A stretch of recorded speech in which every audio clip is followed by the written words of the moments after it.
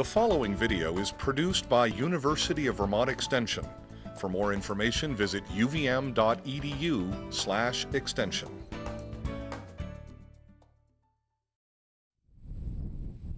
From its idyllic setting to its historic significance, and of course, the horses, the University of Vermont Morgan Horse Farm makes quite an impression on the thousands of visitors who tour this facility each year.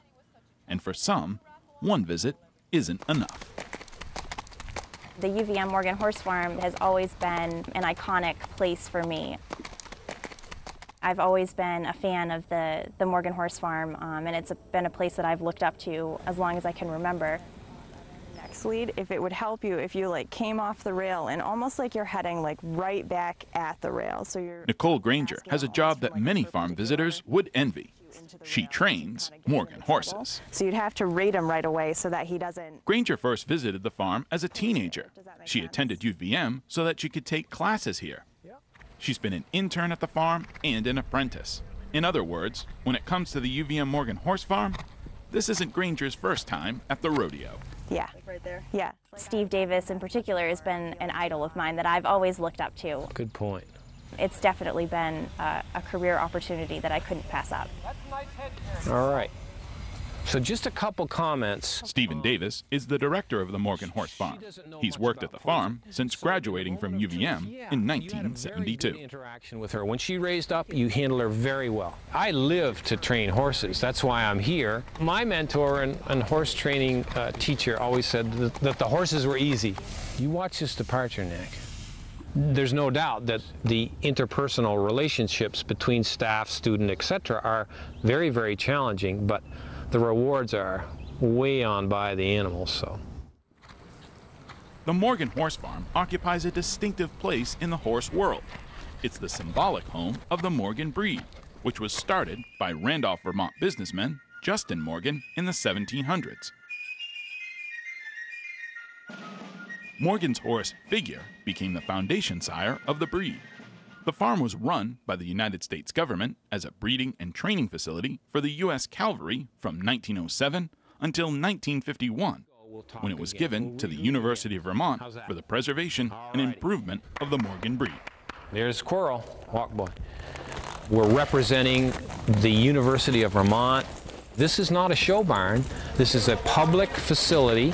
We do some very advanced work in training Morgan horses, and we have some of the best Morgan horses in the world. I think we should loosen them up some more. We analyze all of our horses from the day that they're born and kind of decide where a horse is going to fit best, figure out as they mature, 1 or 2 years of age, what discipline they're going to fit into best. At 3 is when we typically start their saddle work, and then around there is when we'll usually decide if they're going to start going to shows or not. And then if they're successful in the show ring, then we would either kind of sell them and move them along to a permanent home, or they're incorporated into our breeding program where we can kind of keep those bloodlines and really promote the excellence of the breed that we've really strived for here. Good. That was a good interaction with her. The practice ring is where the horses learn to walk, trot, and canter. But overall, the farm is one big classroom where UVM students get hands-on training with top professionals. A big part of our mission is education, especially with UVM and the public. But we do have some classes from UVM that come down and utilize the facility. One of the biggest ones is ASI 115, which is the Introduction to Equine class. And we make a big day of it and have a lot of different things going on for the students to partake in. Halter breaking foals is usually a popular one because they get to see all of the new babies, but I don't think a lot of them know what it takes to actually train your horse to wear a halter and to lead correctly and appropriately.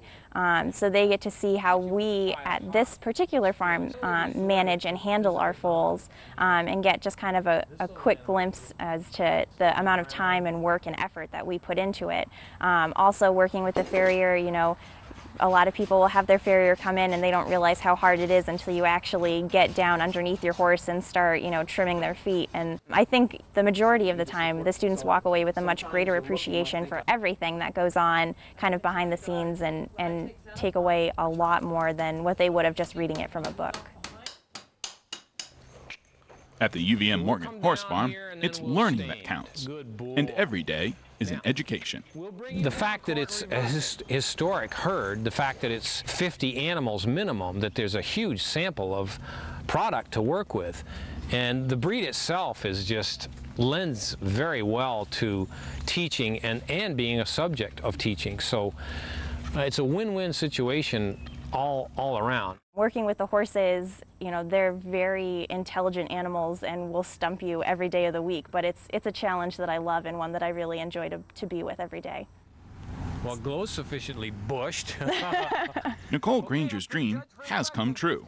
And who knows, maybe the next Nicole is visiting the farm for the first time. If so, the chances are good that she'll be back. Here, boy. In Weybridge, I'm Keith Silva with Across the Fence. Oh, now part.